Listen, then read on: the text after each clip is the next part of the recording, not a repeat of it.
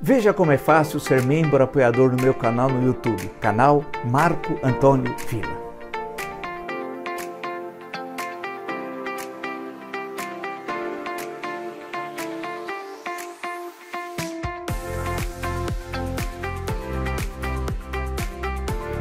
Antônio Villa, e defenda e apoie o jornalismo independente, especialmente nesse momento tão difícil que nós vivemos no Brasil, mais dramático.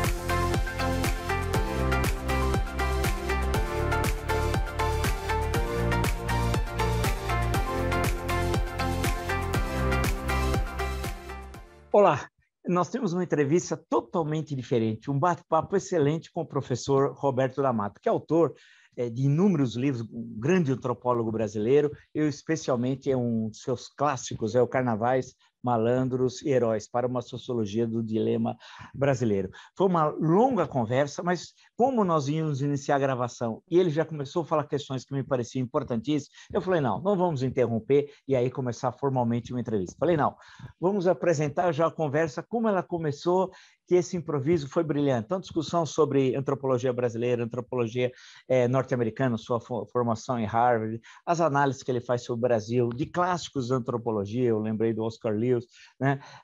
De estudos sobre o Brasil que foram muito importantes. O Lewis, lembrando que é um clássico chamado Os Filhos de Sanches, que é um livro que deu uma polêmica chamada Cultura da Pobreza, chegou a ser proibido no México, tem um filme também.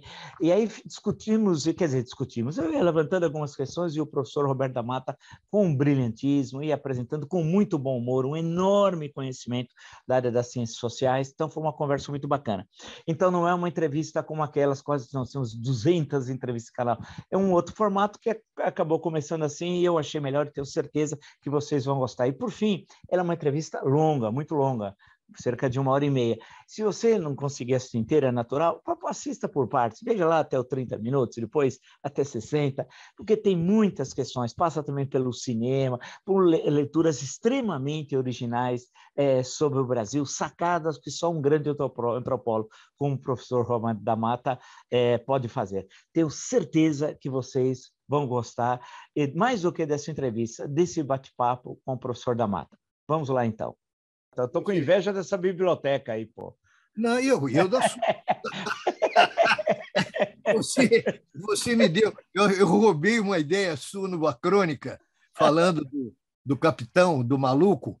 Eu botei assim, você falou uma coisa dele que eu achei magnífico. É um cara que tem 600 palavras, vocabulário. Eu achei aquilo. Falei, porra. A gente, no Brasil, como é uma sociedade que não existe crítica, né? Que a gente, criança, aprende a não discutir com o avô, não pode dizer não, a gente tem que sempre dizer que vai fazer, e sobretudo com o irmão, na família. A família é um centro de autoritarismo que não foi estudado ainda, né? Foi um pouco visto, mas não foi visto em profundidade. Então, a gente nunca diz não, né?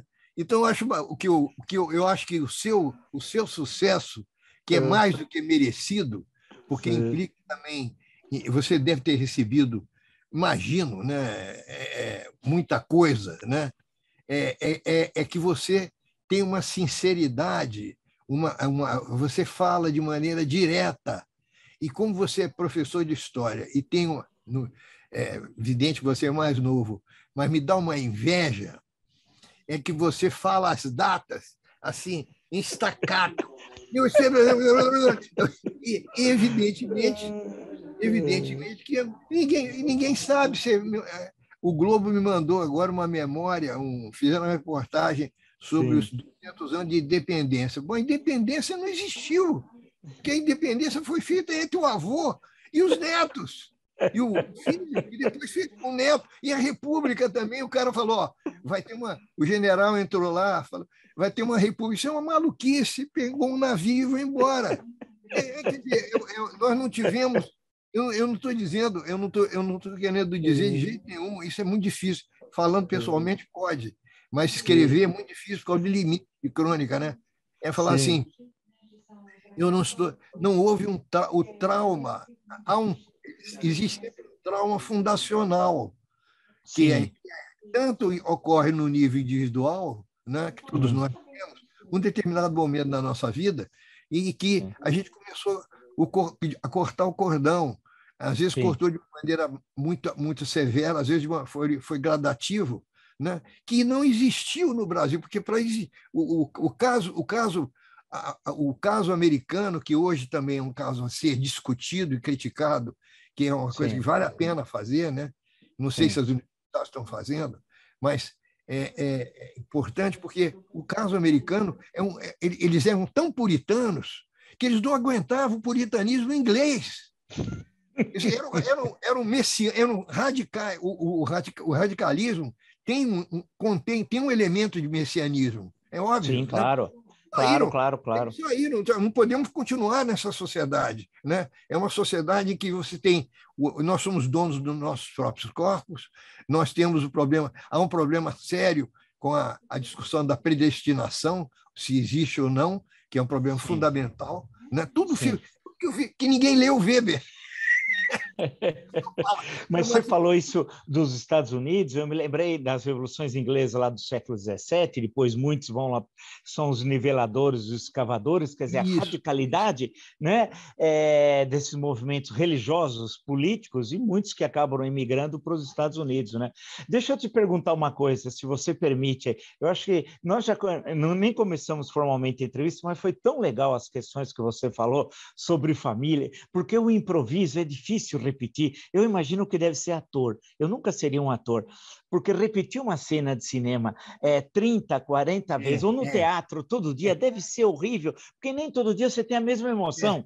Mas quem está assistindo quer que você tenha a mesma emoção, mas não dá. E eu acho que você falou foi tão legal. Se você permitir, a gente já começa a entrevista assim, eu faço só uma introduçãozinha. Antes da gente começar, eu queria fazer um parênteses. Nós temos um amigo em comum, que é o Marcos Lana. Claro. Foi seu colega. Não sei se foi de curso de colegial. Não, foi na UFSCar, ficamos muitos anos trabalhando junto na Federal de São Carlos. Eu fiz uma pesquisa, o Vila, fiz uma pesquisa em São Paulo, que ele foi um dos meus assistentes, pesquisa inteiramente qualitativa, antropológica, bacana, com muito chute, porque sem chute não se anda, né? Tem que chutar, tem que inventar. E sobre ricos e pobres, que era com pessoas que se consideravam pobres. E como é que elas definiam a pobreza e como elas navegavam no Brasil socialmente com essa autodefinição de pobre. E, obviamente, o que seria o rico. Né? E uma coisa que eu fiz depois, num outro lugar, uma continuação, que é interessante, o que existe em comum entre pobre e rico é mais do que as diferenças, cara. Esse negócio, essa pesquisa, o meu problema agora é o seguinte, tem uma preguiça da velhice, cara, tem um negócio da velhice que é curioso, eu estou saindo do quadro permanente da PUC e ficando num quadro especial, onde a minha liberdade é maior. Então, eu vou pegar esse texto para dar uma mexida nele, porque eu acho que mesmo a pesquisa tendo sido feita há 20 anos passados, a questão de rico e pobre é uma questão que permeia, né, inclusive o mundo. Se o mundo globalizar, todo dia tem um presidente, tem alguém que fala. Né? O Papa ontem mesmo falou, né? Que tem que haver distribuição melhor de vacina, de tudo, né? Porque é uma diferença que o globalismo acentuou de uma maneira muito grande. Né? O caso do brasileiro, que a gente vê, as tragédias, por exemplo, a gente diz, poxa, o mundo é muito ruim. Não é que o mundo esteja ruim, não. O mundo sempre foi ruim. Né? O problema é que a gente sabe mais da ruindade. Exato. A gente tem a ruindade não só escrita, mas falada e gráfica, né? Dramatizada, porque aquilo que aconteceu em Minas acontece quando chove, gente desabrigada. Né? Então, e no mundo inteiro, que inclusive acontece também nos países adiantados, mas, sobretudo, nos países, eu acho que essa é uma outra coisa que é interessante pensar, nos países que nós considerávamos que eram perfeitos, né? Que as gerações que nos antecederam como pensadores não somos inventores do Brasil, porra nenhuma, nós somos pensadores do Brasil, né? E o Brasil nos obriga a pensar de certa maneira, né? Porque ele também se impõe a nós, né? Os fatos se impõem. É uma coisa curiosa que nós somos desidealizando a França, a Inglaterra, depois agora a velha Itália, e agora os grandes, a América, né? A América está impressionante com esse negócio.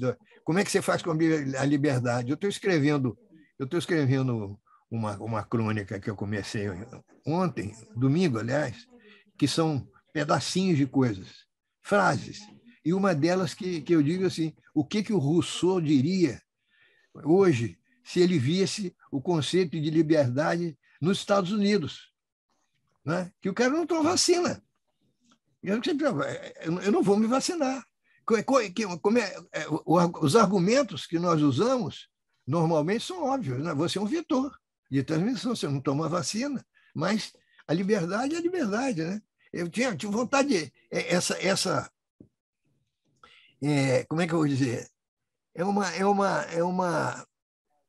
uma complicação que tem a ver com o excesso de comunicação que acaba criando um ambiente em que você não entende mais, porque é um coro dissonante, né? Você tem muitas vozes, você tem muitas opiniões. E no caso do Brasil, nós somos reiterativos, né? Por índole, a índole brasileira, a índole cultural brasileira, né? É reiterativa, a gente repete, né? Então, até logo. Você já viu brasileiro se despedindo depois do jantar? O jantar termina meia-noite, a despedida só vai acontecer às 3 horas da manhã, o cara dentro do carro, a mulher dentro do carro, os seus amigos, né? E aí aparecem as melhores conversas. A gente não consegue se desligar, né? A gente tem uma facilidade muito grande de relacionamento. Eu acho que eu trabalhei isso na minha obra, essa questão que faz parte do chamado patrimonialismo, né? Que combina burocracia, combina carisma e combina também o carisma é o elemento que inclui essa coisa difícil de definir, que são simpatias, né? E combina a tradição, né? Que são os 3 elementos weberianos, né? Da dominação. Você combina os 3, só que não tem medida, né? Alguns países acentuaram mais o carisma, mas mesmo assim é complicado. O caso americano é um caso muito interessante, porque o Trump, obviamente, rompeu com o lado burocrático, racional, carismático, né? Ele insuflou de maneira carismático, racional, burocrático, ele insuflou carismaticamente o assalto ao Congresso Nacional, ao Congresso americano, né?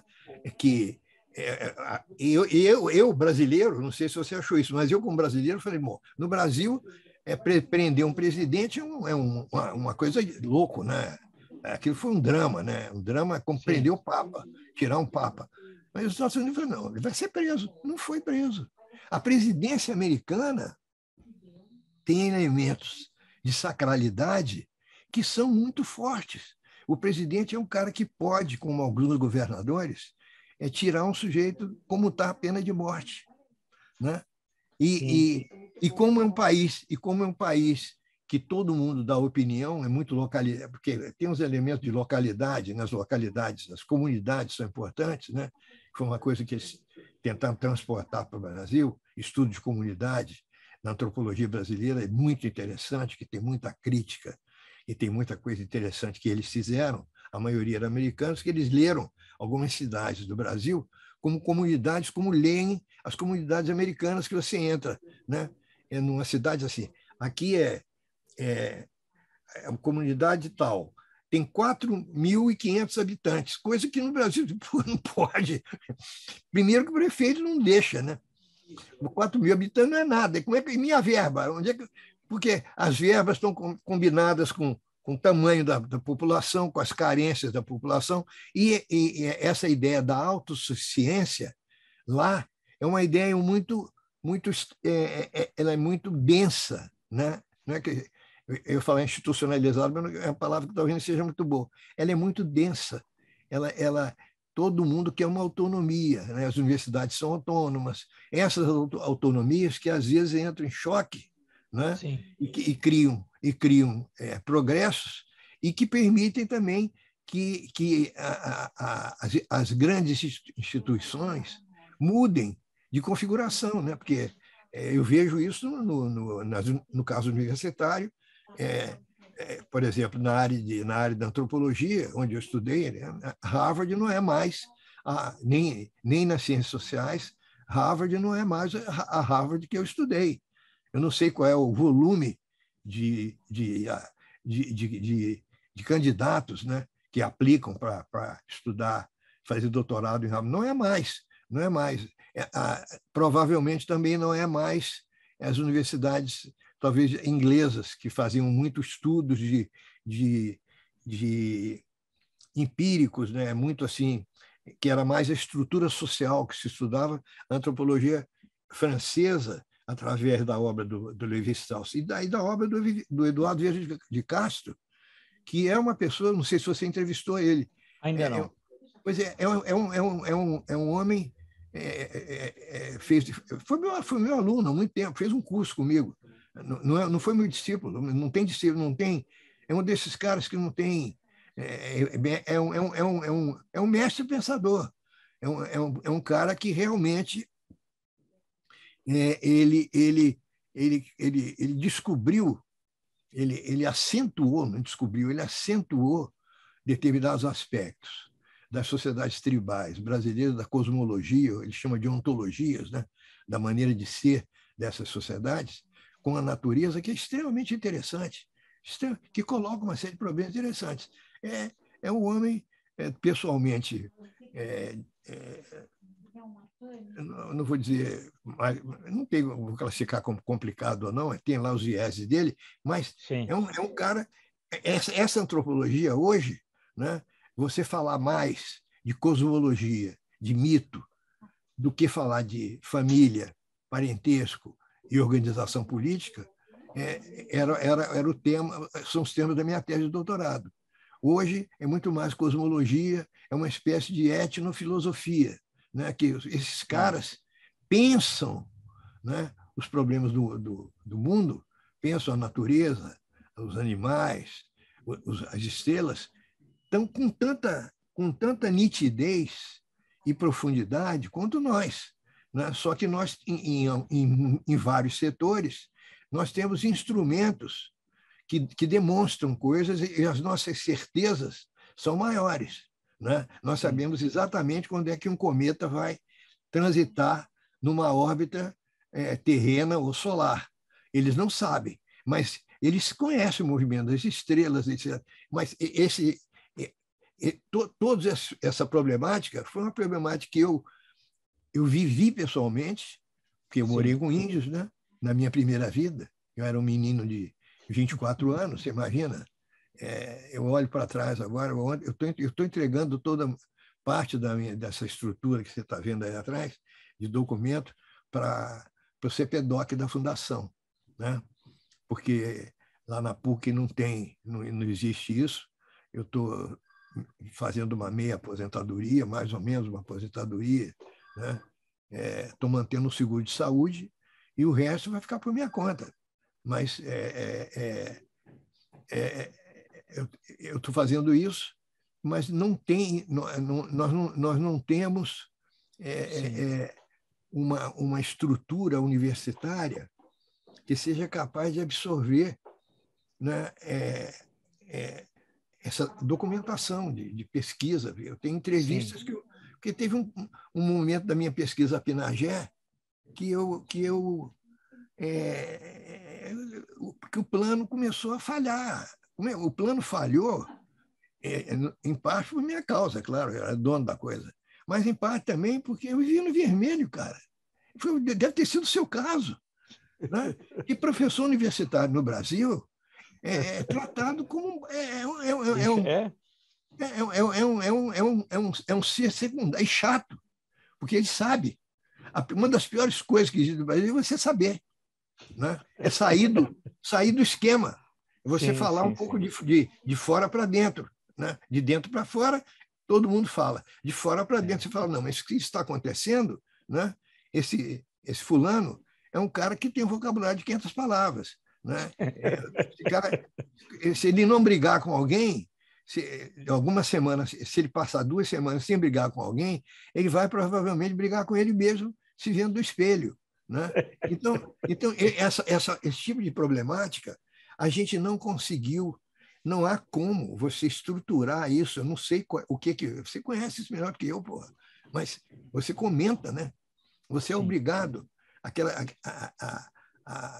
a TV Cultura, o pessoal lá de São Paulo faz um trabalho muito bacana, porque convida pessoas com posições diferentes, com profissões diferentes, mas faz um trabalho muito interessante, porque tem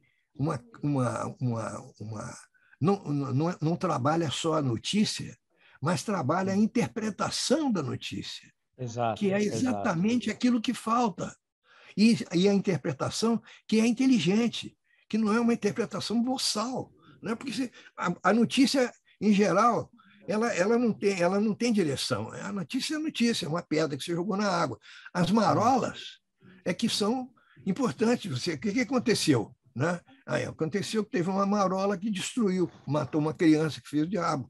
Né? Eu estou falando, cara, eu estou falando demais, cara. Não, deixa só, não, ao contrário, deixa eu só combinar com você o seguinte, eu acho que tudo que nós falamos está muito legal, e eu vou pedir a sua permissão, claro, eu vou fazer depois a posteriori, eu gravo só uma introdução e dizendo que a nossa conversa lembra um pouco, eu me lembrei de um clássico do romano americano, o Falcão Maltês, em que o episódio é um momento do movimento. Começa o livro, e já aconteceu um monte de coisa antes que nós nem sabemos direito o que é, e termina o livro sem que a história termine também. Né? Então, eu acho que é uma coisa fantástica. Então, eu acho que as questões que você destacou foram importantíssimas, sobre família, Brasil, acho que é de uma riqueza incrível. Até pensei em várias perguntas aqui, mas não vou fazer, eu vou ficar restrito aqui a umas outras.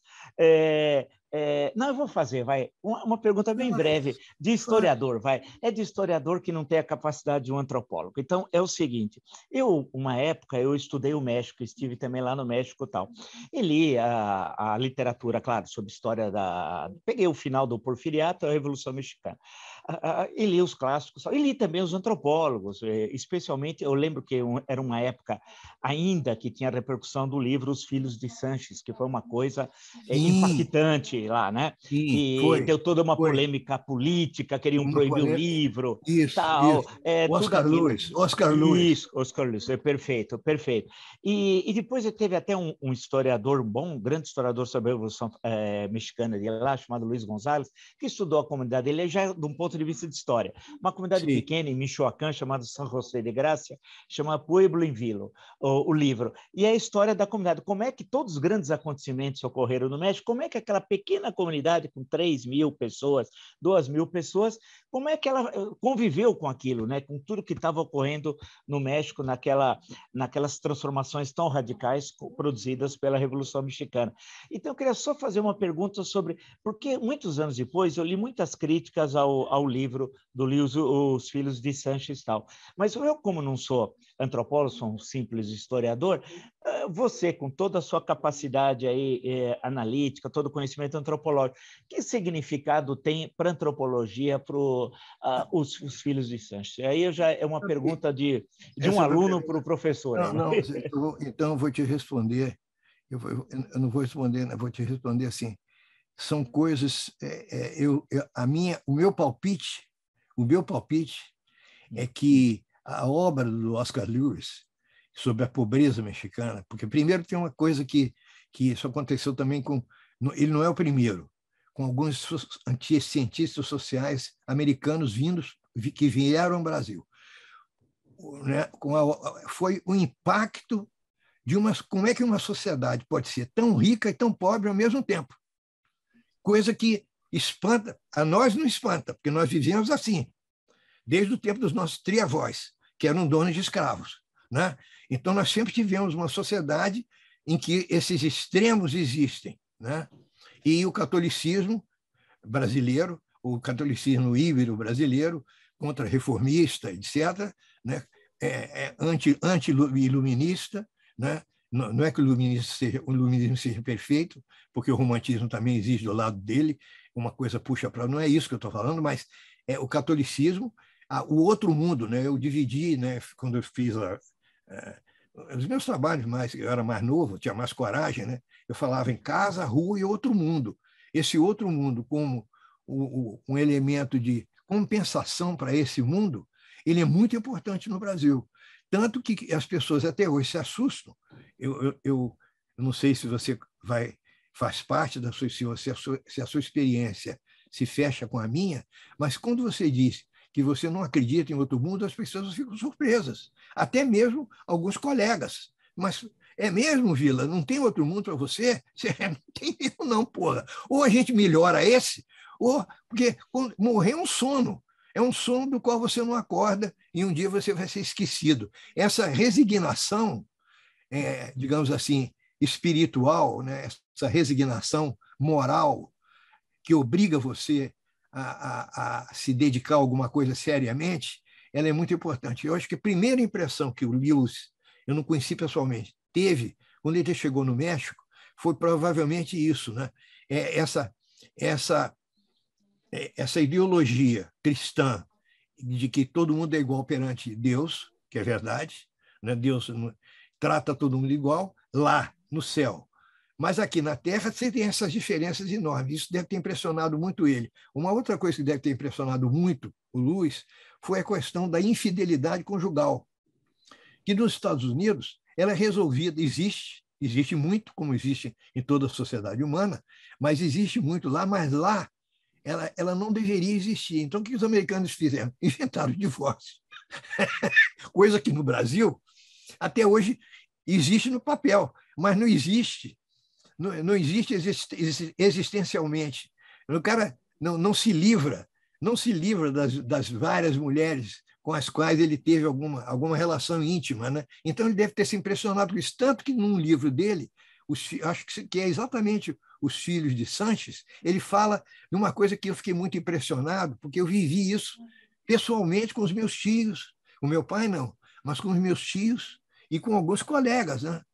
E alguns mestres. A casa Tica, né? Tem uma casa que é uma casa legal, que é uma casa monogâmica, onde você tem a mulher e os filhos, que tem geladeira, que tem eventualmente um automóvel e tal, e tem uma segunda casa, que é a casa de uma namorada, que provavelmente é uma menina mais indígena, né? Ela é mais nativa do que a mulher com a qual você casou. Aquele filme que foi feito, que ganhou um Oscar, eu não vou me lembrar o nome, daquele mexicano, já ganhou 2 Oscars, o cara que ele fez aquele filme do espaço, depois ele fez O Regresso, é o mesmo diretor. Ele fez aquele filme sobre a matança dos estudantes. É um filme... Louco. Se lembra? É o Massacre de Tlatelolco. Mas o filme é sobre uma empregada. Roma. Roma, sim. Roma sim, trata sim. desse problema por um mexicano. É uma visão mais interior, mas é a mesma coisa. Então, eu acho que o Oscar, né, o que ele viu? Para ele teve essa surpresa, né, que como também teve um outro autor americano que eu não conheci pessoalmente, óbvio, porque eu nasci na mesma época que ele escreveu o livro, que é o Donald Pearson, que escreveu Pretos e Brancos na Bahia. É uma pesquisa de 1935, o livro é publicado nessa época, 1936, 1938, brasiliana. É um livro que impressiona o Pearson, que é um branco, estudante do grande mestre de sociologia de Chicago, né, que vem para a Bahia e que descobre que não tem discriminação. Tem preconceitos de vários níveis. Alguns são preconceitos, digamos assim, intoleráveis, como todo preconceito é intolerável, né? Mas não existe um conflito direto. Não existe isso que eu comecei falando, né? Que a gente aprende na família. A discordância radical, né? Que é uma coisa que as pessoas devem falar. Quem não gosta de você deve falar isso. Né? Eu não gosto do Vila, que o Vila fala que não pode, não sei. Isso não pode fazer. Você não tem... você tem uma sociedade que a continuidade de certas coisas talvez seja maior do que as diferenças, né? Então, a gente não lembra das diferenças, a gente lembra muito mais. Né? No Brasil é isso mesmo, né?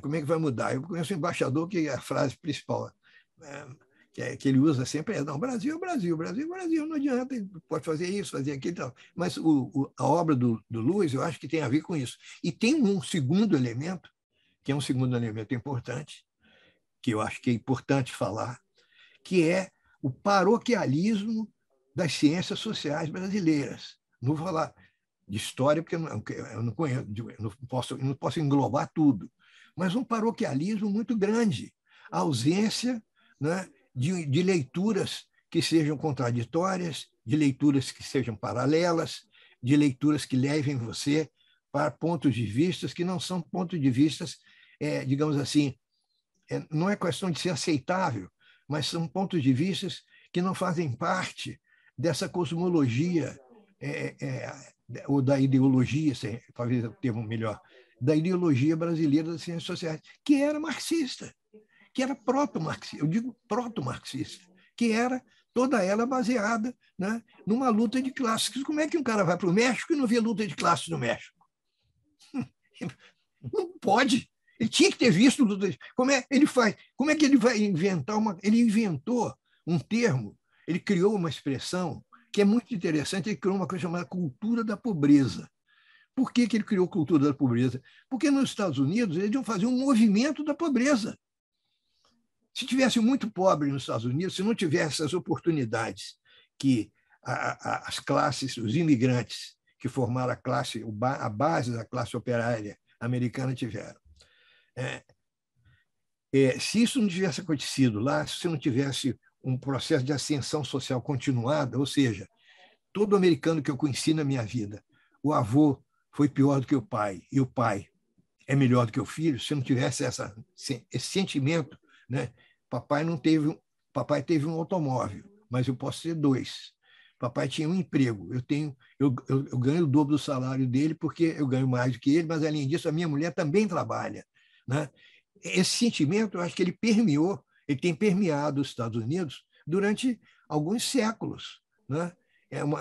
Tocqueville viu isso muito bem, né? Quer dizer, essa é uma sociedade que ela não só tem ela não só ela usa a igualdade, ela é igualitária, mas a igualdade não é um elemento de bloqueio, é um elemento que permite uma expansão e um benefício, né? Ela traz benefícios econômicos. É uma sociedade em crescimento. O igualitarismo faz a sociedade crescer. Eu acho que talvez essa seja uma das, pelo menos do meu ponto de vista, uma das surpresas de uma leitura que eu tenho uma admiração enorme pelo Tocqueville, porque eu senti, né, imagina, em 1963, eu senti a mesma coisa que o Tocqueville sentiu, que está nas 5 primeiras páginas do prefácio de Democracia da América. Uma sociedade igualitária. Cheguei em Harvard, era igualitário. Né? O professor queria saber a minha crítica dos autores, cara. Eu estava acostumado como você, né, a seguir o método jesuítico, cópia e ditado. Né? Eu apresentei um trabalho para uma antropóloga americana, eu não sei se eu contei essa história para você, eu repito minhas histórias, peço perdão se eu estou repetindo. Que a Cora de Bois foi aluna do Franz Boas, foi uma daquelas moças que com 30 anos foi estudar a ilha de Alor, nas costas da Indonésia, né, que era longe, né? O mundo era grande naquele tempo, e com a preocupação dos pais. Imagina, essa era uma professora se aposentando, eu fiz o último curso que ela deu em Harvard antes de virar emérita. Ela perguntou, eu apresentei um trabalho sobre um autor, não me lembro o autor, mas eu apresentei um trabalho, ela falou: Mr. da Mata, o trabalho está ótimo. mas eu quero saber o que você pensa das ideias desse autor. Essa pergunta nunca nenhum professor brasileiro fez para mim. O que você pensa? Você leu? Porque a gente confunde a leitura com uma opinião sobre a leitura. Você leu Gilberto Freire ali. O que você acha que ele disse? Tem uma corrente, né, que dirá, Gilberto Freire é aquele cara que falou em democracia racial, que ele nunca falou em democracia racial. Essa impressão da democracia racial, né, aparece, começa a surgir justamente nessa pesquisa do Pearson, na Bahia de 35, que é uma cidade relativamente pequena naquela época, mas com todas as características de uma sociedade com as marcas coloniais, né? Tem os bairros, a Barra era o bairro branco por natureza, e aí ele também, de certo modo, antecipa uma teoria que aparece depois no Horaci Nogueira, que foi um grande sociólogo, né, brasileiro, né? Morou aqui em Niterói também por um período. Horaci Nogueira, que faz a distinção do preconceito de marca, que é um preconceito brasileiro, que é a marca que conta, o fenotipo, a fenotipia, né? Se você é mais branco ou menos branco, que vai contar, e o preconceito de origem, que é histórico, que é o preconceito americano, que hoje nós estamos vivendo com essas duas coisas por causa das cotas, né? A Ivone Magui, Peter Frey, alguns dos meus colegas que trabalharam com isso, escreveram sobre isso, tentaram dizer dessa como é que eu vou dizer, uma espécie de um cul-de-sac, que a gente se meteu numa espécie de um beco, né? É claro que a gente pode fazer tudo que é social tem saída, né? Mas eles, por que o Pearson está dizendo isso? Porque o Pearson, quando vai conversar com os brancos que são ricos, que moram nas melhores casas, ele descobre rapidamente, né, que eles não gostam de genealogia. Eles gostam, o avô era barão, mas e depois do avô barão, eu não quero saber. Né? Eles não querem saber também de um lado da família, porque quase todas as famílias você vai encontrar um elemento que é um elemento fundamental, que é a miscigenação, que provavelmente, né, que também permeia a América Latina como um todo, sobretudo o Peru. E o México, no Peru, tem até um livro aí que tem quase que uma química, um código de miscigenação, né, com desenhos.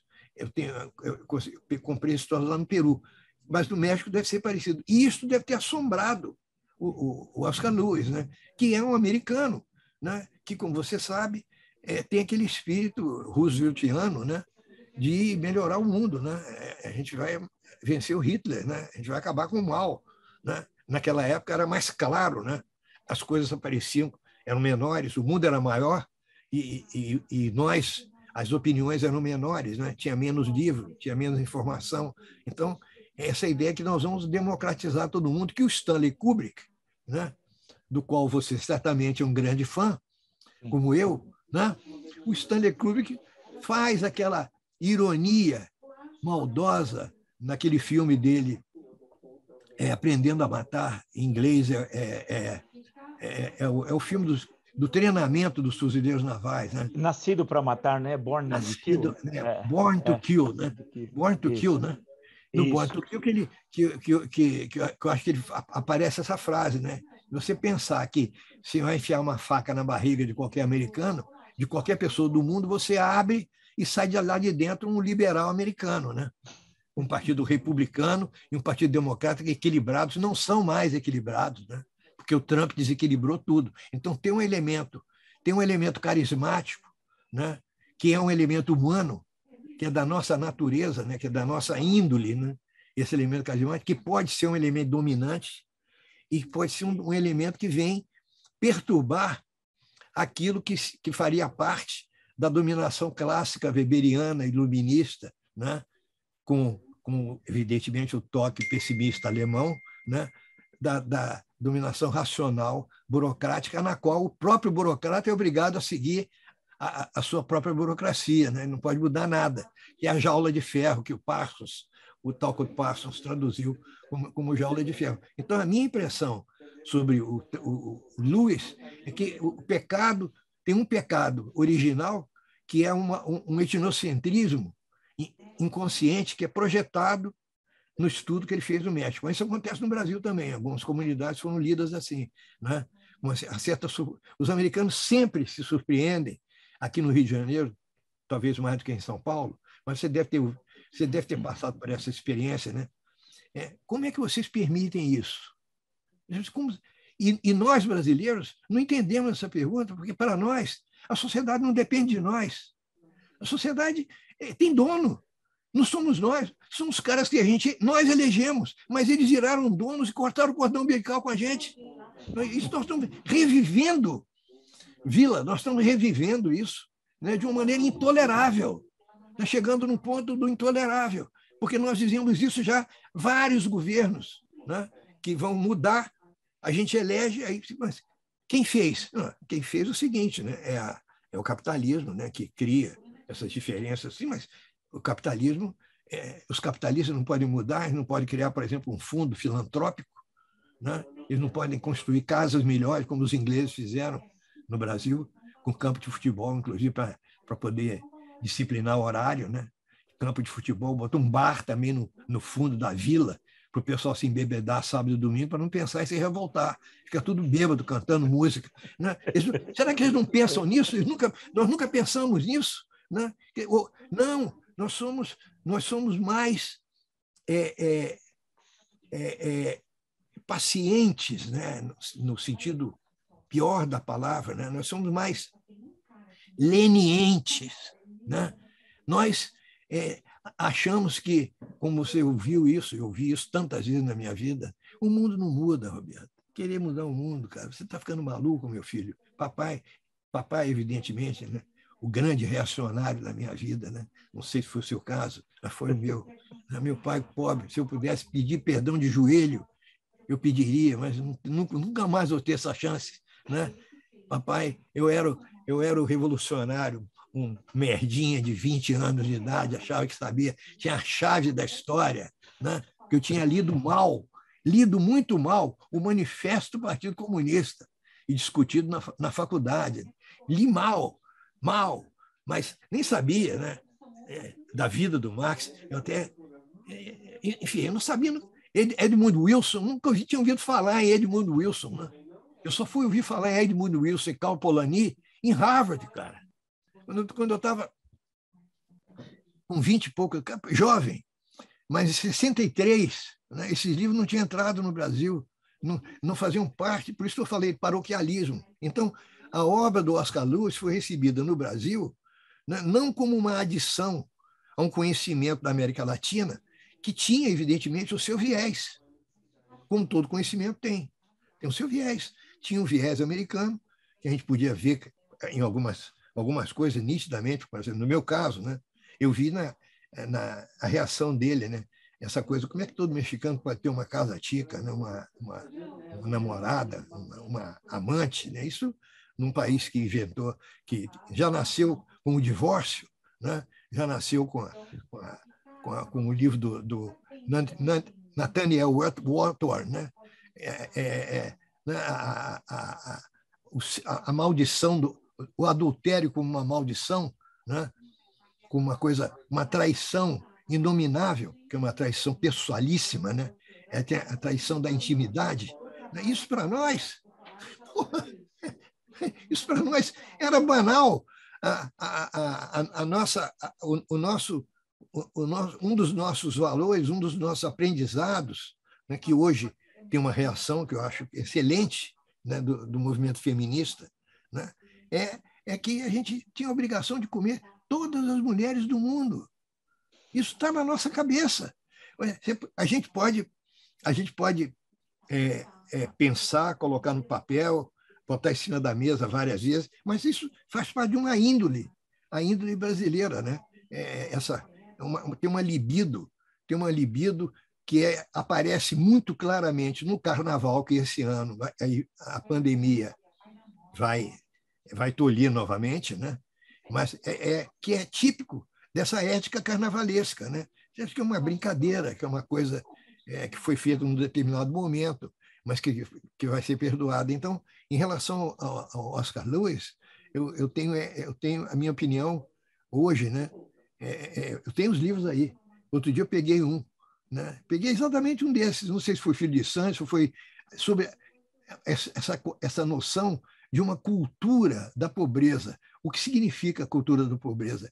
É uma resignação absoluta em relação ao fato de ser pobre. O mundo está dividido entre pobres e ricos, e eu sou pobre. Logo, eu quero ser um bom pobre. Como é que eu sou um bom pobre?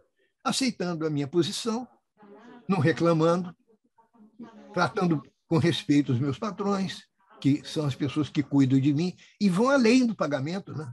Como nós sabemos. Aí eu estruturo um relacionamento, que é um relacionamento de simpatia, etc., que, a meu ver, eu acho que isso, do ponto de vista político, é importante, é uma das características mais fundamentais da estrutura política brasileira, que faz com que você tenha centrões, junto com a esquerda. Justamente sobre isso, agora, inclusive, eu vi num debate aí um bolsonarista, agora uma tradução do Centrão por inglês, que é Big Center. Eu achei uma coisa fantástica, uma contribuição brasileira. Grande contribuição. Big Center. Big Center. Eu queria justamente pegar esse gancho. No seu artigo no Estadão, no dia 5 foi publicado, Ano Novo, e tem um ponto de interrogação. Sim. Tem algumas questões aqui, eu vou pegar uma delas que eu percebi a sua irritação, vamos chamar assim, com o Brasil, que parte de algumas questões você mesmo falou. Há uma delas, uma passagem que eu acho muito interessante. Estou de saco cheio de messias, magos, curadores, salvadores da pátria, colunistas e religiosos carismáticos. Nosso panteão de salvacionistas chegou no limite. Eu acho que é isso, né? Você concorda? Pensou, né? Concordo, eu concordo. Não dá mais. Mas, meu caro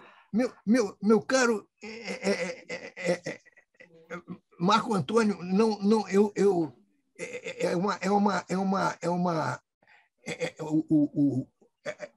o populismo, esse populismo que junta, o populismo salva. Ele não salva pobre nenhum, ele salva exatamente a estrutura, ele mantém a mesma estrutura, ele é um fetiche, né?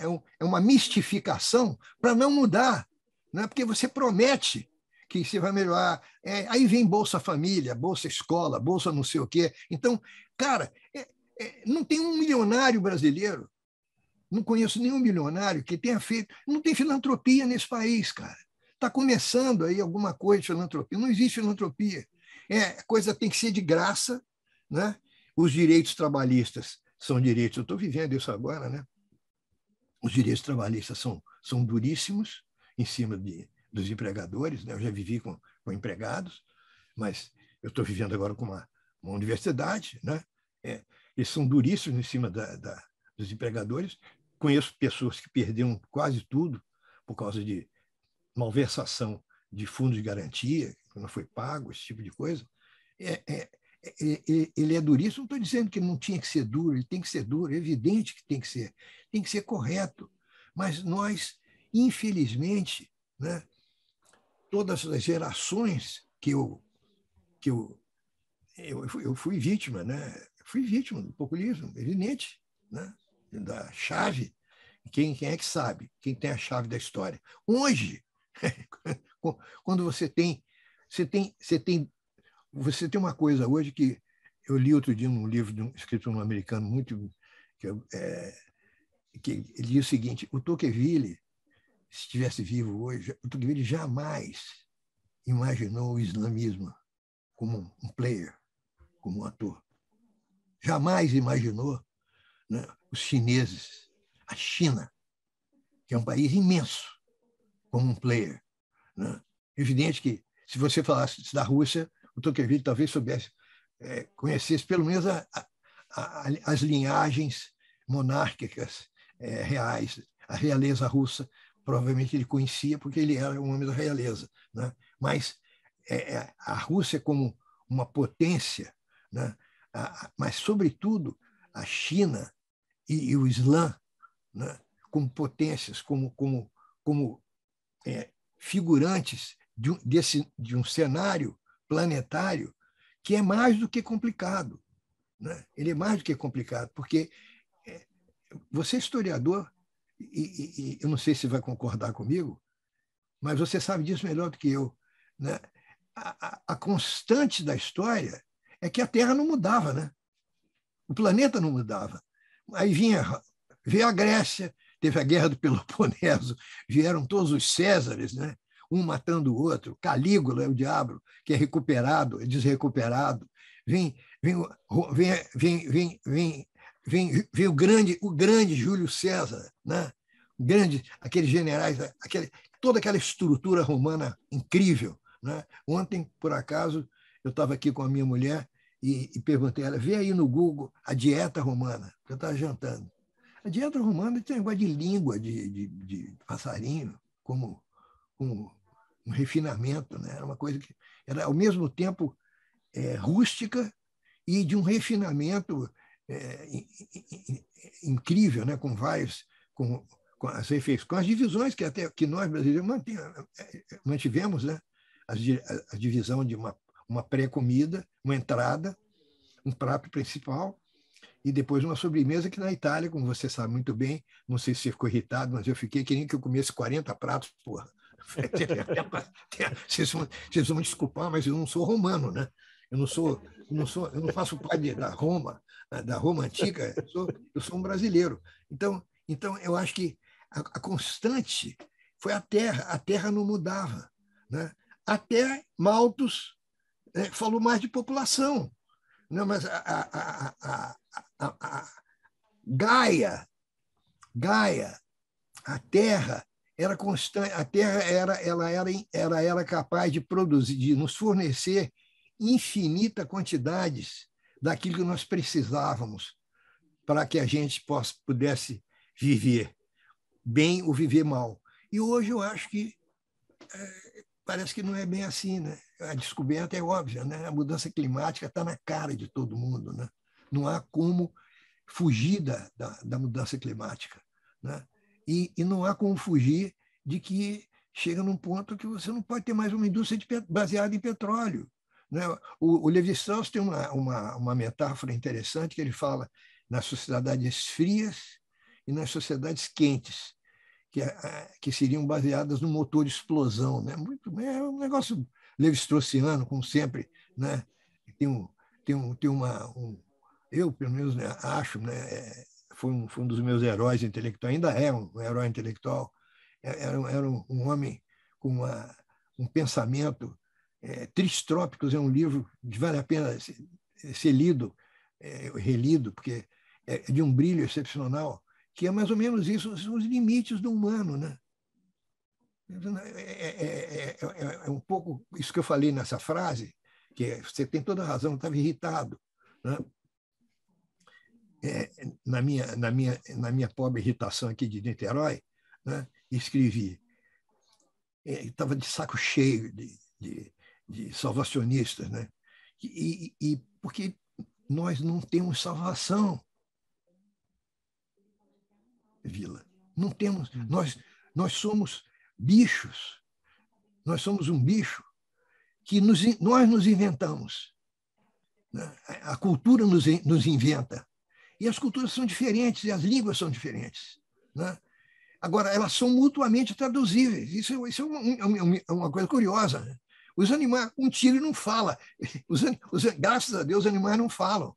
Né? Os animais não são omnívoros. Nós podemos ser tudo. E nesse poder ser tudo, tem uma coisa chamada tecnologia que nos ajudou a fazer coisas maravilhosas. Eu, por exemplo, como você sabe, eu acho que mesmo naquela primeira entrevista, eu coloquei um stent, né? Eu já estava com stent, não foi? Sim.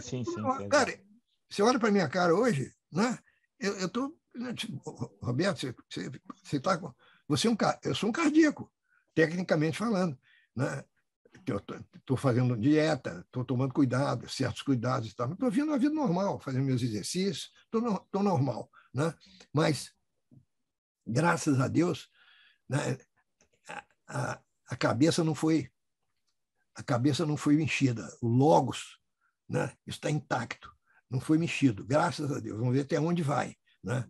Mas quando você olha, você diz assim, poxa, quando eu era garoto, quando eu tinha meus 15, meus 11 anos, que eu falo no ano 2000, eu acreditava.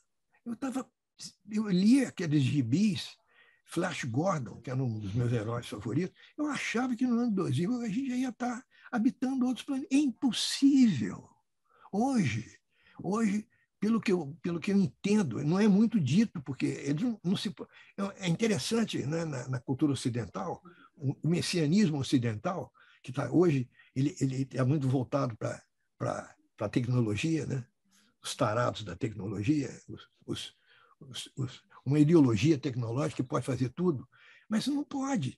Será que dá para você habitar Marte? Colonizar outros planetas? Como? Se nós somos. Não somos fabricados só na Terra, não. É mais do que isso. Nós somos parte integrante desse planeta.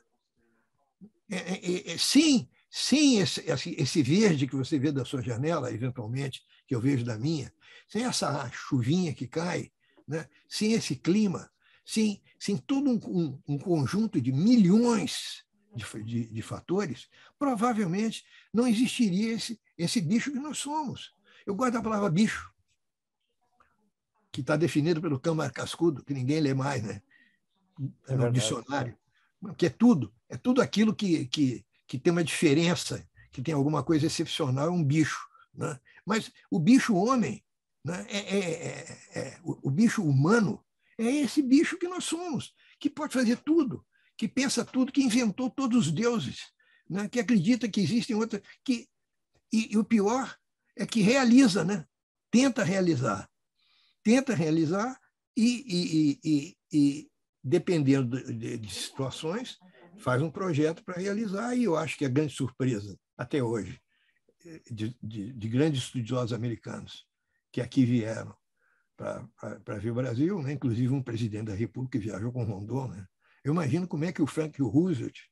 Você sabe que quando eu fui para Harvard, eu fiquei ligado à casa chamada Adams House. A Adams House era onde o departamento de sociologia se instalava, onde o Talcott Parsons trabalhou. Inventou, né, o departamento de relações sociais lá, na Adams House. O meu professor era instrutor da Adams House e tinha umas obrigações, tinha um apartamento que ficava no anexo, que era parte da casa. Na Adams House estudaram os dois Roosevelts, o Theodore e o sobrinho, na Bow Street, que fazia parte da Arrow Street, a outra rua. Essa casa era uma casa famosa, tinha uma piscina interna que eu nadei, porque eu tive úlcera. Né? O médico me recomendou, Roberto, faça algum exercício físico, você tem muita energia, você tem muita... você está muito sujeito às angústias. É verdade. É um milagre. Eu não esperava a vida longa, não, Vila. Não esperava ter vida longa, não. Nós estamos batendo um papo. Não esperava a vida longa. A vida longa, para mim, é uma surpresa, agradabilíssima, é evidente, mas é uma surpresa. Apesar de todos os pesares, mas eu luto, eu ando, eu brigo a fazer os exercícios, a fazer tudo. Quando eu converso com o outro Marco, né? Nosso amigo comum, para ele, olha, você tem que fazer, você tem que parar com esse sedentarismo. Não, eu estou andando agora. Essa coisa brasileira. Mas a minha resposta sobre o Lewis é a mesma resposta que provavelmente você daria em relação ao Donald Pearson, surpreso, mas o Pearson teve um elemento diferencial grande, que ele depois virou professor da Escola de Sociologia Livre e Política aí de São Paulo. Né? Ele parece que morreu, inclusive, com dificuldades financeiras. Alguém me disse isso, eu não acompanhei a biografia. Mas, e outros americanos que fizeram estudos aqui no Brasil de favela, e ficaram muito surpresos com a ausência, né, de fronteiras. Que esse é o grande problema americano. Né? Tudo tem fronteira. A ausência de segmentações, porque são muitas pontes. Né? É uma sociedade de pontes. E se derruba uma, aparecem três. Né? Por isso que eu falei, eu estou de saco cheio das grandes pontes, né? Mas cada ponte dessa, cada Messias desse inventa um monte de outras pontes, porque são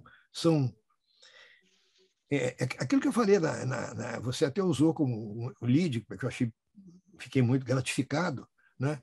A Casa Grande é o Estado. É o Estado brasileiro. Não, é proibido diminuir salário. É inconstitucional diminuir salário. Não estou dizendo que. Pô, imagina se eu falar assim, cara é bárbaro, é maluco. Pô, o da Mata tá ficando. Virou um malvado, quer que se diminua o salário das pessoas. Não é isso. Mas você se não diminuir salário, e se você tem uma sociedade cuja mentalidade é aristocrática, é fidalga, né? Você jamais você pode melhorar o nível de vida das pessoas, é evidente que pode, mas vai demorar muito. Vai ter que ter uma espera muito grande. Essa espera que o mundo está gritando para nós, olha, nós estamos vivos também, né? O planeta é vivo. Eu dizia isso para meus filhos. Eu tenho um filho que é biólogo que sempre lembra disso. Poxa, papai, você dizia isso desde o tempo que a gente era garoto. O planeta é todo vivo, né? O planeta ele é todo interligado.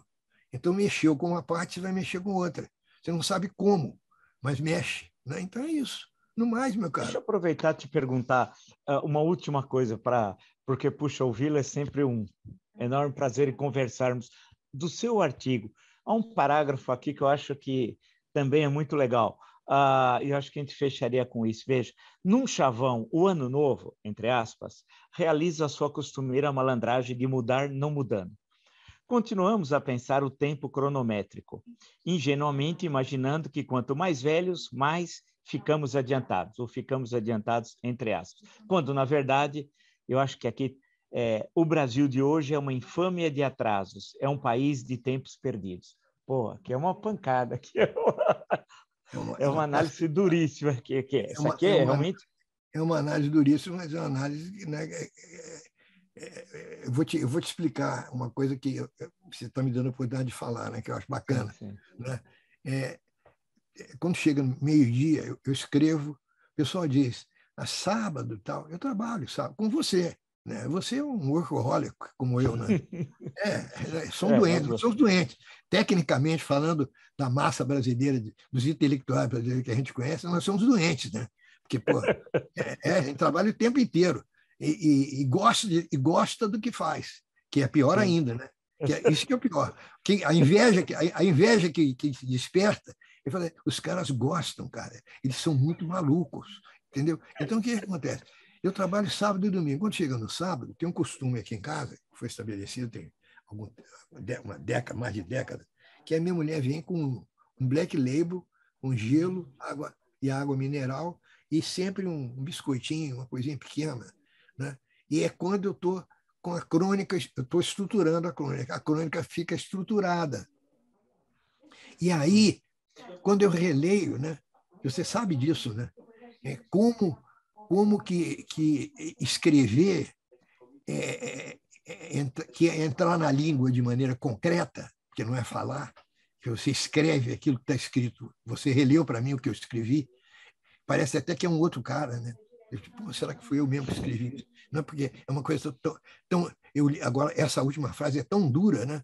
Será que eu não sei como eu reagiria se eu sobreviver, daqui a 5 anos, né? Meus prazos estão diminuindo, né? Daqui a 5 anos eu releio isso, mas a língua, ela torna... Eu entro em contato com a minha própria vida, com a minha própria existência de uma maneira profunda, densa. Né? Eu vou lá embaixo, né? Eu vou lá em cima. Né? Eu vou lá em cima. Eu quero... É uma experiência, a experiência da leitura, junto com a escrita, né? Que é o pensamento reflexivo, né? Gravado, é uma experiência extraordinária, é uma experiência miraculosa. Talvez esse seja o grande milagre humano, né? Quando a gente escreve, né? Que Cristo é como ressuscitar, porque aparecem coisas na minha cabeça que eu nunca tinha pensado. Né? Aparece uma raiva dentro de mim legítima, porque é uma democracia, que tem direito de falar, né? Que aparece uma raiva, aparece também um amor, né? Porque talvez do Black Label, né? Mas sempre a crônica melhora. Esse é o ponto fundamental, né?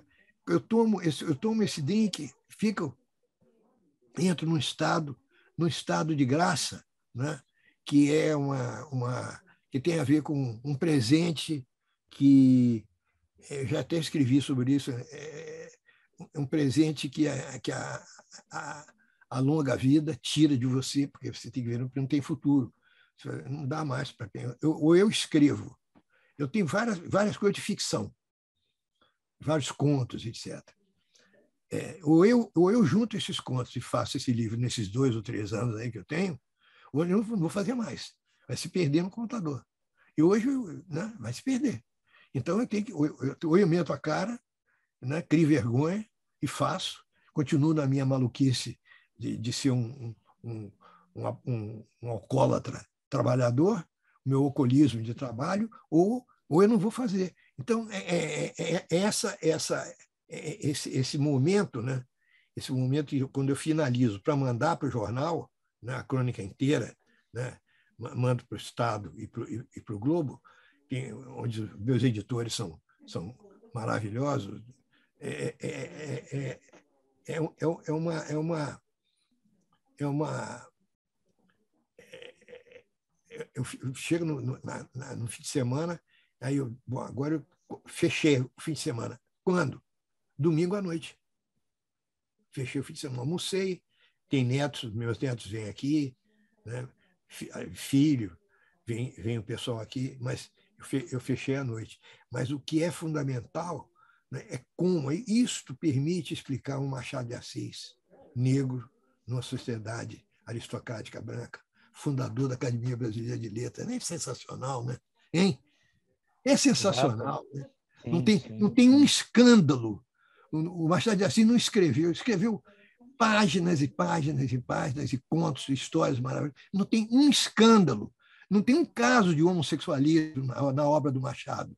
Na obra do Machado não tem pedofilia. Né? Na obra do Machado não tem nada que o Freud, antes do Machado, junto com o Machado, né, denunciou para uma Europa que se considerava civilizada, né, um id, um isso, né, que é o que ele quer, ele faz, né? Que essas contradições.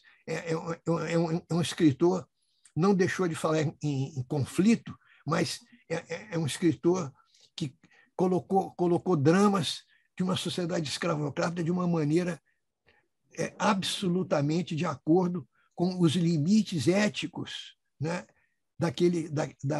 civilizatórios daquele grupo ao qual ele se integrou. Ele pertencia, né, era um homem famoso. Né? Tem aquela fotografia dele, que é uma fotografia brasileira, ele com um ataque epilético no jardim, né, no centro da cidade, e o povo em volta. Né? Era um cara conhecido, fundador da academia. Fundou uma Academia Brasileira de Letras. Olha, que está até hoje, dura até hoje. Não é fácil, não é uma brincadeira, não é uma brincadeira.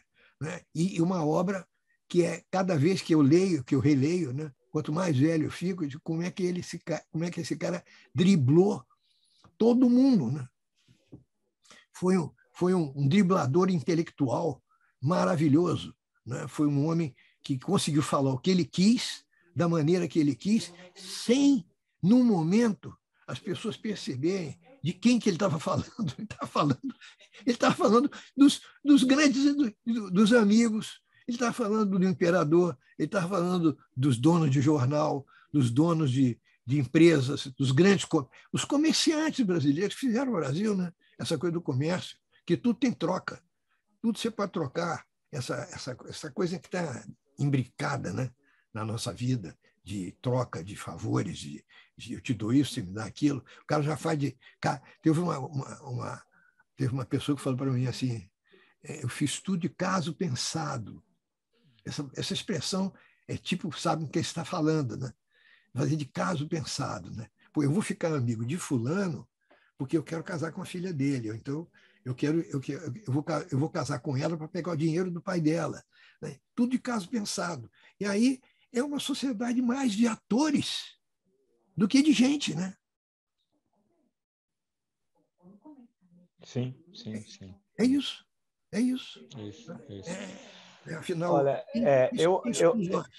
sim, sim. Olha, as nossas conversas, todo mundo que acompanha o canal adorou o primeiro encontro. Nosso não, sua fala, né? Que todo Não, mundo o gostou. nosso. Pô, foi ótimo, né? E eu quis insistir que a gente conversasse uma outra vez, pegando até como gancho artigos, mas essas suas considerações, porque tem tanta coisa aí. Isso que você falou. Nós somos um país, acabamos ficando mais recentemente muito pobre em ideias, né? Em debates. Não há debate, Muito, não tem muito. ideias. As pessoas temem a boa discussão, que é a essência do conhecimento científico. Isso. Afinal, ciência não avança com todo mundo dizendo sim, alguém precisa dizer não, né? Lógico. É assim. E é um país que lembra um pouco um texto do Ortega Gasset sobre a Espanha invertebrada. Eu acho que o Brasil hoje é um país invertebrado também, né? Ibérico, né?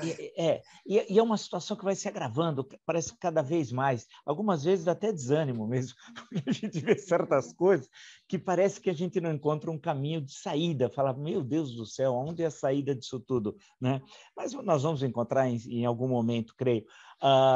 E eu acho que sempre e foram levantadas questões assim muito interessantes. Você apresentou ponto, uma série de autores também, que é isso, essa necessidade de socializar o conhecimento, né? Que é um problema que também nós fomos perdendo ao longo do tempo, né? Nós tínhamos, acho que essa característica de desejo de que a educação fizesse um papel de transformação Isso. social, né? A luta do ensino público e gratuito, tudo aquilo que marcou um certo momento do século XX brasileiro também, nós perdemos isso mais recentemente, né? Então, nós estamos, quer dizer, tem muita gente boa no país, muita gente boa, Muita. mas tá meio, falta aquele trabalho meio de Mas junção, aí, né? Vila, você me permite que eu diga uma Sim, coisa que é fundamental, né? Quer dizer, como é que você. Nós precisamos isso, exatamente de uma coordenação. Só que, num país onde o presidente, na realidade, é um rei, o investimento que se faz na presidência é um investimento de realeza, porque o país tem uma tradição aristocrática e fidalga, né? Então, é o cara que mais desorganiza o Brasil. E exato. esse é um elemento, esse elemento é um elemento fundamental, né? É o chefe de família que bebe, mas ninguém pode beber em casa, só ele bebe na rua. É aquele cara que fala para o filho, né? Eu estou vendo a sua biblioteca, você está vendo a minha. Eu digo para os meus netos, eu digo, olha, eu nasci numa casa que tinha um piano que minha mãe tocava, mas não tinha livro. Vocês já nasceram numa casa que tinha piano, vitrola e livro, muitos livros. Então, isso já é uma coisa extraordinária, porque é evidente que, como pais, né, como irmãos, como pais, né, nós falhamos em muita coisa, que nós somos seres humanos. E o que caracteriza a humanidade é exatamente o erro. É exatamente por isso que a gente é utópico, né? Porque a gente queria uma sociedade perfeita. É exatamente a imperfeição, o erro. Mas a nossa consciência dos nossos limites sempre foi maior. É exatamente isso que você está falando para mim, né?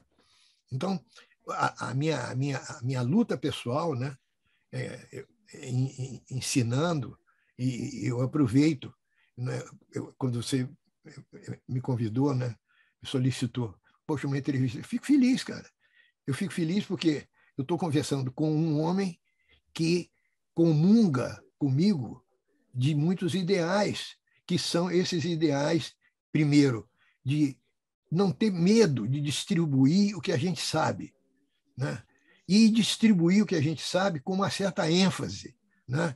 Eu não vou dizer carisma, porque eu não quero exagerar, eu não tô fazendo, ninguém aqui está fazendo política, né? Nós estamos fazendo a antipolítica, que é a grande política no Brasil, né? Nós estamos tentando desmanchar esses mitos, né? Que nos atrapalham. Mas é uma coisa que você, quando dá uma opinião, no Jornal da Cultura, faço questão de dizer isso. O Vila, eu vou ver.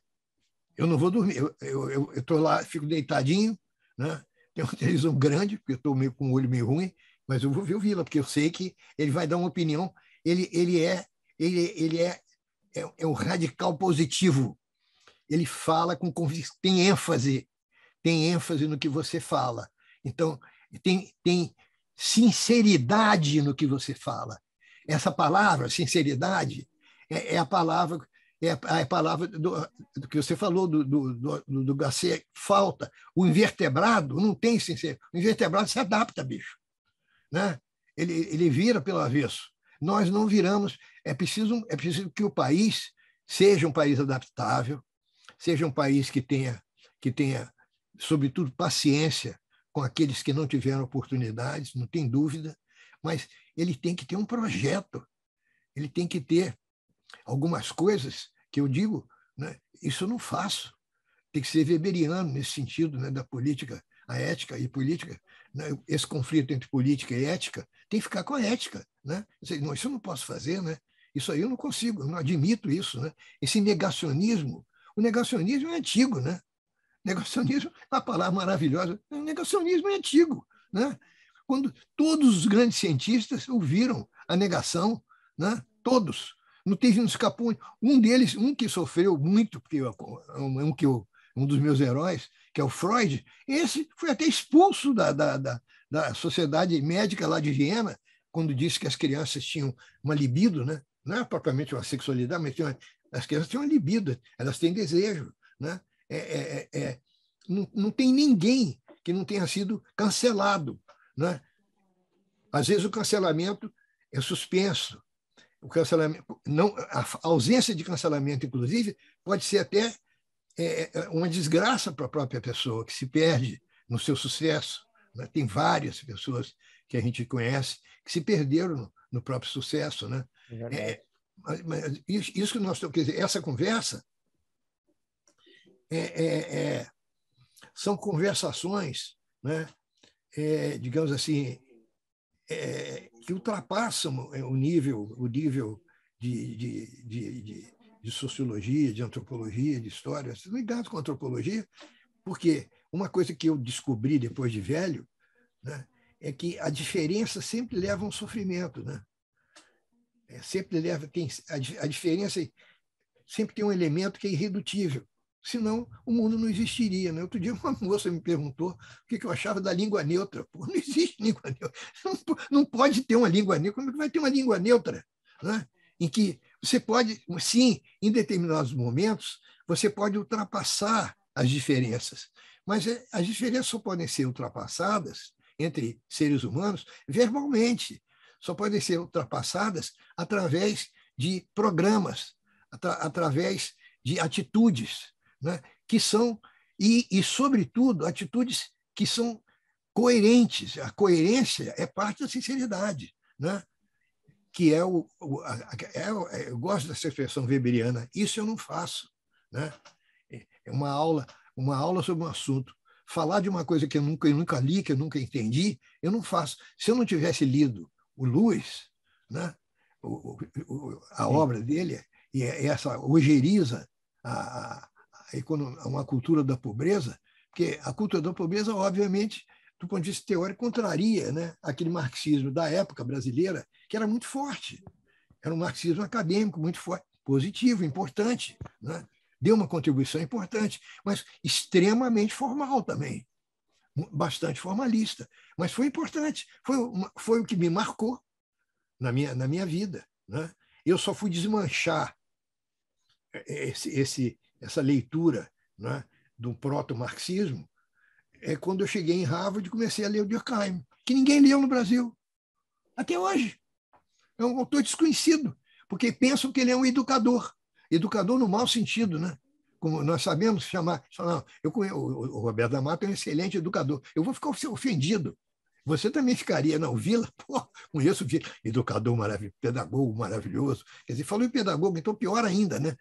O Durkheim, até hoje, é o homem da educação, escreveu um livro sobre educação. O grande livro do Durkheim é o livro que desmancha, ele quer entender a questão da relação entre a parte e o todo, que é o que nós estamos discutindo aqui o tempo inteiro, né? O indivíduo, o grupo e os eventos, que é um problema que retorna na filosofia e retorna nas ciências sociais, né? É a parte ou todo. Como é que se liga? Em que momentos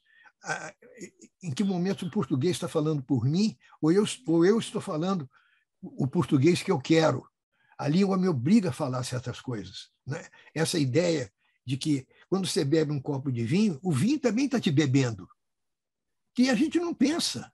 Quando você fala isso, as pessoas ficam, meu Deus do céu. Outro dia eu falei isso uma moça na Pilates, aliás, muito bonita, né? Paciência, paciência, paciência. Falei para ela, quem é que fala? Quem é que fala? É o português que fala por você? Ele que fala ou é você que fala? Você que inventou? Que pergunta interessante. Poxa, Roberto, que coisa maravilhosa.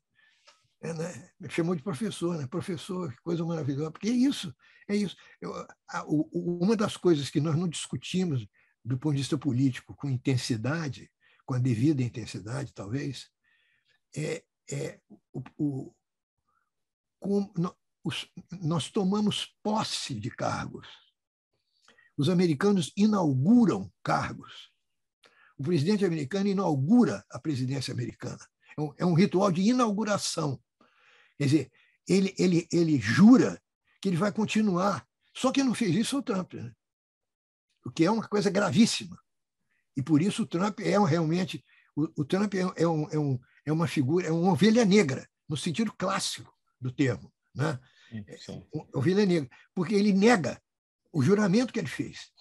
Nos Estados Unidos há um elemento de mudança e continuidade, que é um outro problema importantíssimo, filosófico, sociológico, antropológico. Como é que você consegue juntar, né, mudanças sem destruir o antigo, mas, ao mesmo tempo, aceitar aquilo que o antigo promovia, porque quem promove a novidade é o antigo, é o velho. Essa relação entre o conservadorismo e o progressismo é uma relação ela só se resolve nisso. Né? O velho Edmund Burke falou um pouco nisso. Os grandes pensadores do conservadorismo falaram: existe alguma ideologia que não seja conservadora? Existe alguma língua que possa admitir uma multiplicidade de línguas junto com ela? Não existe, não pode existir. Né? Você não aprendeu 5 línguas ao mesmo tempo, seria impossível, por mais ambicioso que fossem os meus pais. Eu jamais poderia aprender. Eu tive um professor que foi o homem mais civilizado que eu conheci na minha vida. Chamava-se Henry Peter Maybury Lewis. Foi professor, estudou o Xerente e o Chavante aqui no Brasil. Foi o meu professor de antropologia, foi o homem que me levou, que me civilizou, por assim dizer. Me tirou do paroquialismo niteroense, me colocou no cosmopolitismo harvardiano, né? Onde você sentava numa mesa para comer um hambúrguer e tinha um cara discutindo Heidegger numa mesa e tinha um outro falando do Max Weber na outra. Eu vivi isso com 20 e poucos anos de idade, absolutamente encantado. Era um menino dentro de um trancado para passar uma noite inteira numa sorveteria, podendo provar todos os tipos de sorvete. Eu vivi isso, mas vivi de uma maneira intensa, de uma maneira absolutamente consciente do privilégio que eu estava tendo, né, de estar numa universidade que naquela época não tinha livro digital, tinha 20 milhões de livros na Wider Library, lá de Harvard. Né? Eu encontrei revistas do IBGE que eu não encontrava no Brasil. Encontrei lá, coleções completas, revista Brasileira de Geografia e Estatística. Eu queria saber mais de uma cidade chamada Tocantinópolis, que era o município no qual os índios Apinagé estavam localizados, para saber um pouco mais da história da cidade. Né? Tudo isso eu vivi lá. Né? Quer dizer, essa experiência é uma experiência que a gente tenta passar. Né? A gente tenta... Poxa, uma das decepções desse artigo que você falou, meio raivoso, ranzinza, né? É um artigo ranzinza. É o seguinte: eu achava que eu ia fazer uma diferença maior, cara. Não no sentido de virar reitor, de fazer política universitária. Né? Aliás, o Janotti, o falecido Janotti, falou teve uma expressão que ele disse que ninguém gosta muito de repetir. Ele disse assim: eu não sabia que tantos dos meus colegas, que eram professores universitários, não gostavam daquilo que eles faziam quando o Fernando Henrique virou presidente. Porque todo mundo saiu. Né? Ninguém quer ficar na universidade. Né? Todo mundo quer... Eu estou na universidade, agora estou fazendo uma mudança de posicionamento, mas eu espero morrer em sala de aula. Eu espero morrer com esse tipo de diálogo, né? Com esse tipo de especulação, né? Sobre esses problemas, que alguns são pequenos, mas não são tão pequenos assim, né? Que é o nosso privilégio de pensar o mundo, cara. Sim. Privilégio, Guimarães Rosa falou isso, né? A língua é entrar no infinito. A língua é infinita. Né? Quando você escreve, eu falei isso numa neta uma vez, falei, Maria Vitória, quando você escreve, você pode matar quem você quiser, cara. Você pode fazer nascer o que você quiser. Não é à toa que a gente inventou um Deus onipotente, onipresente e onisciente. Somos nós, quando nós escrevemos, quando você está escrevendo, né? Quando eu estou escrevendo, que é uma atividade que eu amo, né? Que eu tenho que fazer, todo dia eu invento uma coisa, eu viro eu ganho essa potência. Essa potência é que a gente tem que transmitir para os jovens, colocar isso nas escolas, colocar nas universidades, né? Dentro dos nossos limites institucionais. Né? Então, essa é uma conversa que eu não sei como é que você vai editar isso. Né? Não, eu vou fazer uma coisa. Eu eu não acho edito que mais. eu vou fazer uma coisa muito simples, como eu lhe disse mesmo. Eu vou fazer uma apresentação de 1 minuto e aí vou deixar como nós conversamos, né? Porque é mais do que uma entrevista, é muito mais rico do que uma simples entrevista de pergunta-resposta. É um diálogo, uma conversa em que você apresentou questões que são fundamentais, né? Passou pela sociedade brasileira, pelo conhecimento científico, pela sua formação, pelas questões colocadas hoje no mundo, né? Etc. Aí passamos um pouquinho pelo México, aí viajamos um pouco por uma série de questões que acho que foram fundamentais. Eu já quero, de antemão, de forma oportunista, deixar um dia ainda um pouquinho mais para frente, vamos ver como é que vai ser esse ano, Não, eu quero que dentro você desse venha a ano. Niterói. Você tem que vir a Niterói, Vila. Você tem que. Eu quero encontrar com você pessoalmente para a gente tomar uma bebida que você goste. Né? Você Não, esse uísque aí tá ótimo. Tomar meu Black Label. Mas quero te conhecer pessoalmente, porque eu acho que é muito interessante que você sempre me chamou a atenção por uma coisa que eu também tenho, uma certa ênfase. Né? Nós dois somos enfáticos. Né? Não somos enfáticos por maldade. Sim, claro. Não somos enfáticos destrutivos. Né? Mas somos enfáticos, temos opiniões. Né? Não somos do tipo que é enfático e muda. Né? A gente tem uma diretriz. Né? E o nosso problema em relação ao Brasil tem a ver com isso que eu falei. Há uma ausência de sinceridade, há uma ambiguidade, né? Da índole brasileira. Eu vou chamar de índole, é cultura, né? Nos valores. É uma ambiguidade. As pessoas mudam de posição, as pessoas fazem alianças que não dá para entender. Né? É falar assim, não é possível que fulano seja o vice-presidente do Cicrano. Né? Será que eu estou ficando maluco? Né? Eu estou maluco, o cara foi preso durante 1 ano e vai ser candidato a presidente da República por uma questão de processual. Quer dizer, o direito, como as coisas são feitas, isso é mais importante do que aquilo que foi feito, cara. Essas questões não foram resolvidas. Isso aí é o Código Manuelino, cara. Nós estamos no Código Manuelino filipino. Há uma elaboração enorme. Que nós estamos chamando de modernização é uma elaboração no sentido de que os privilégios permaneçam. Mas eu não estou falando aqui de privilégios do Musk em relação a um operário da fábrica Ford lá nos Estados Unidos, né? Ou um vendedor de sorvete de Miami, não. Eu estou falando de privilégios que impedem prisões, que impedem a punição de crime. Então, na minha próxima crônica, que eu estou tentando escrever, né? Vou continuar. Mas, assim, tem uma pergunta, são perguntas, mais ou menos, negócio de pergunta. Uma pergunta que eu faço é a seguinte: é curioso que a gente tenha acabado, a gente acabou com mecanismos anti-corrupção, mas a corrupção continua. Quer dizer, a corrupção você pode negar.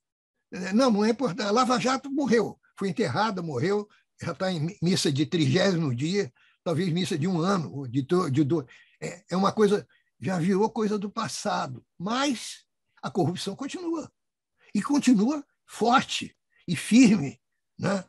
E com os seus elementos ornamentais, né? Todos eles funcionando, né? Que são piadas, né? Mas o ponto fundamental que eu queria voltar a acentuar é esse, né? O maestro é muito ruim, cara. O maestro não conhece a pauta musical do maestro, para que me manda você. São 600, não são as 7 notas, nem 7 notas tem. Então, nós temos um cara, nós elegemos um maestro em virtude de uma história, que é uma história que tem uma ambiguidade imensa, tem uma confusão imensa entre populismos, entre projetos de modernização da economia, que é o projeto socialista e marxista, que não foi inventado à toa, né? Marx não morreu na miséria, que ele morreu à toa, né? Saint-Simon não ficou louco à toa, né? Essas pessoas eram pessoas como nós.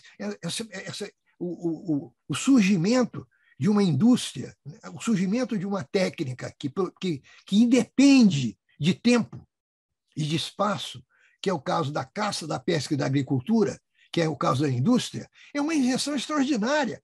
Ela permite você fabricar 45 mil automóveis iguais, absolutamente iguais, o que uma macieira não faz, o que uma plantação de milho não consegue fazer.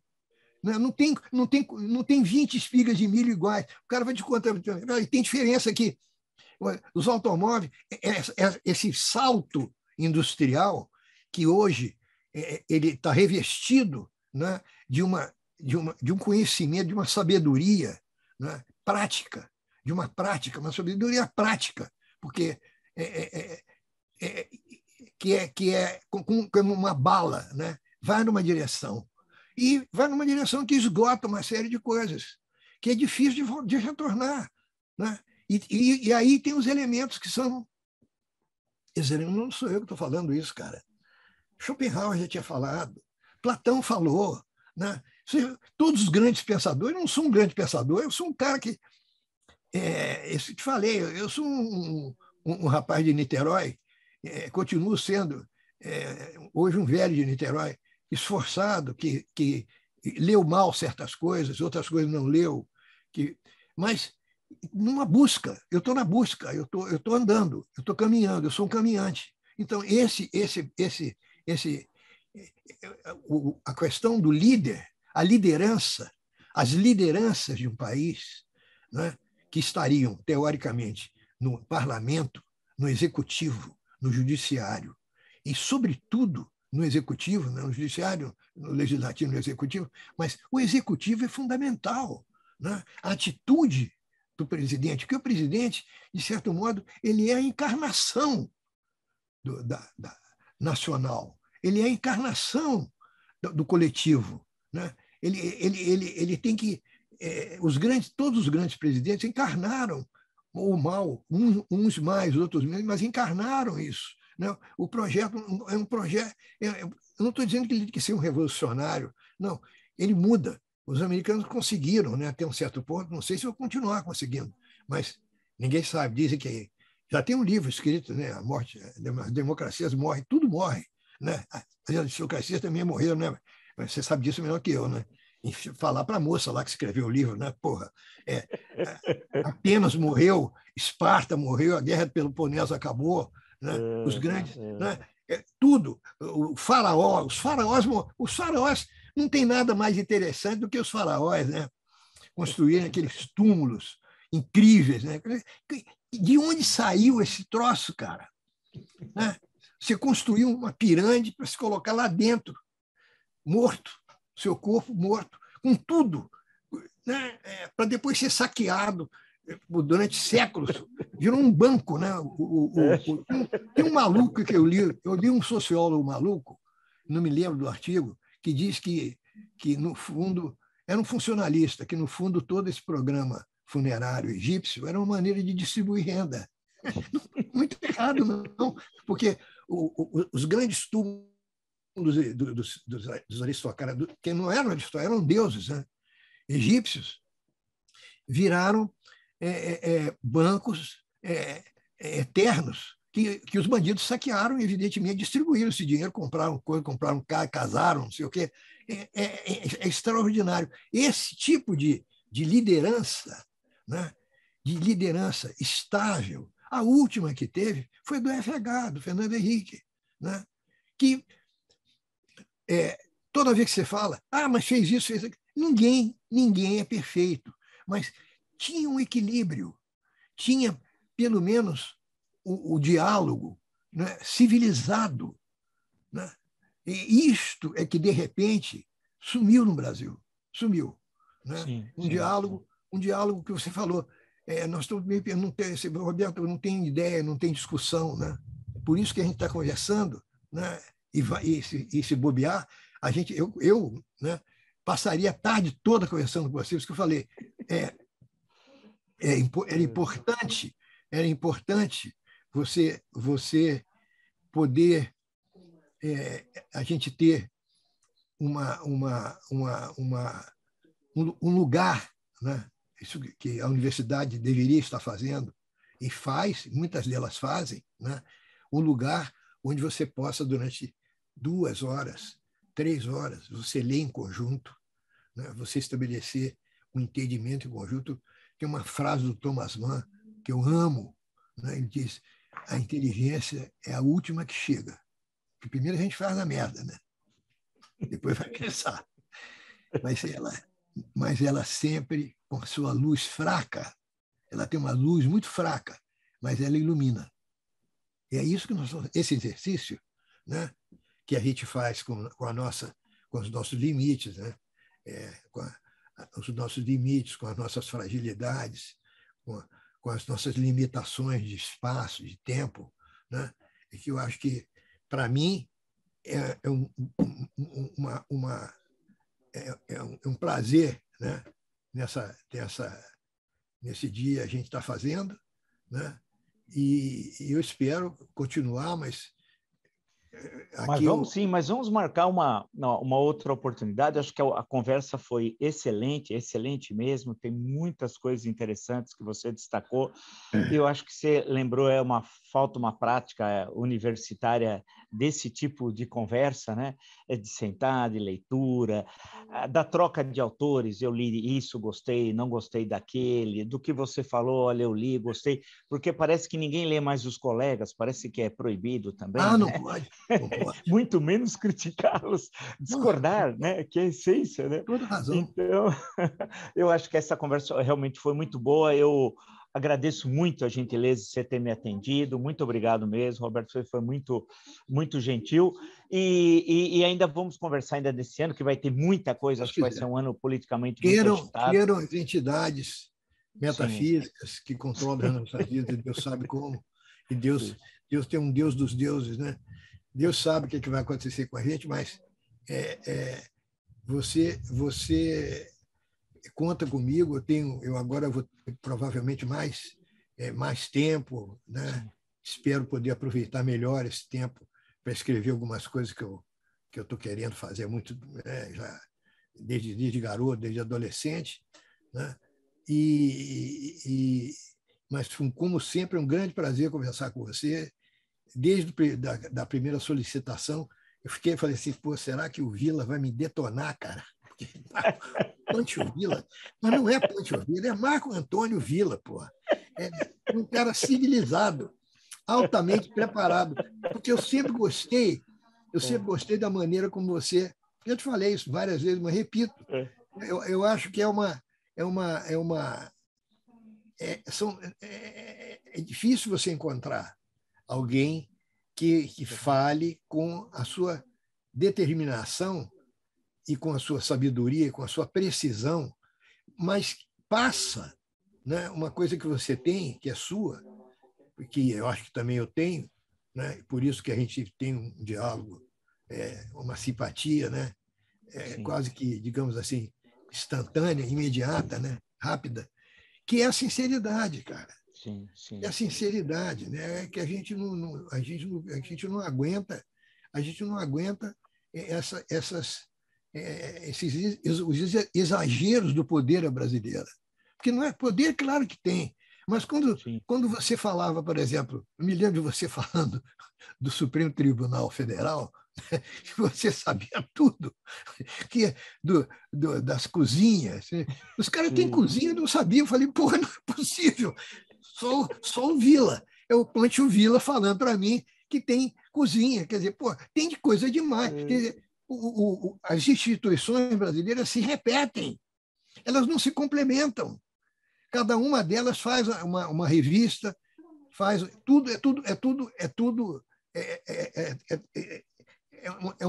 uma repetição, né? Eu não sei qual é a palavra que eu vou usar, mas é muito interessante. Eu falei, pô, esse cara, esse vale a pena ver, né? E prazer conversar com você e a gente ter um monte de assuntos em que existem convergências. Certamente nós vamos encontrar outros em que nós vamos divergir, Sim, claro. que é o que deve existir, né? É o que deve ser, e tocar o barco para frente. Eu também fico muito feliz com essa tarde aí, de finalmente a gente conseguiu conversar. Valeu. Saúde e boa sorte. Para você também, tudo de bom, então. Muito obrigado, então. Obrigadíssimo.